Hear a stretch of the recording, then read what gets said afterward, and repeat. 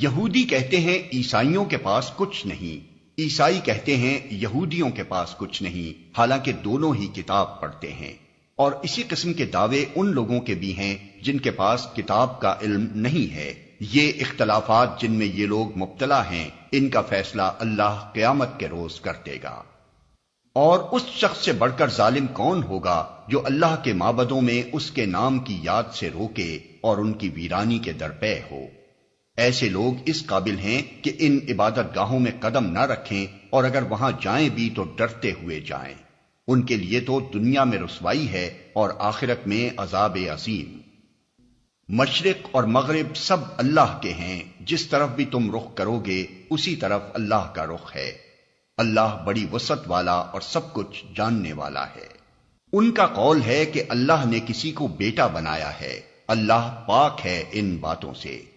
اصل حقیقت یہ ہے کہ زمین اور آسمانوں کی تمام موجودات اس کی ملک ہیں، سب کے سب اس کے مطیع فرمان ہیں۔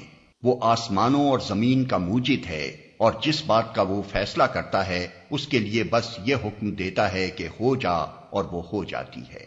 نادان کہتے ہیں کہ اللہ خود ہم سے بات کیوں نہیں کرتا، یا کوئی نشانی ہمارے پاس کیوں نہیں آتی۔ ایسی ہی باتیں ان سے پہلے لوگ بھی کیا کرتے تھے۔ ان سب اگلے پچھلے گمراہوں کی ذہنیتیں ایک جیسی ہیں۔ یقین لانے والوں کے لیے تو ہم نشانیاں صاف صاف نمایاں کر چکے ہیں۔ اس سے بڑھ کر نشانی کیا ہوگی کہ ہم نے تم کو علم حق کے ساتھ خوشخبری دینے والا اور ڈرانے والا بنا کر بھیجا۔ اب جو لوگ جہنم سے رشتہ جوڑ چکے ہیں ان کی طرف سے تم ذمہ دار و جواب دہ نہیں ہو۔ یہودی اور عیسائی تم سے ہرگز راضی نہ ہوں گے جب تک تم ان کے طریقے پر نہ چلنے لگو۔ صاف کہہ دو کہ راستہ بس وہی ہے جو اللہ نے بتایا ہے، ورنہ اگر اس علم کے بعد جو تمہارے پاس آ چکا ہے تم نے ان کی خواہشات کی پیروی کی تو اللہ کی پکڑ سے بچانے والا کوئی دوست اور مددگار تمہارے لیے نہیں ہے۔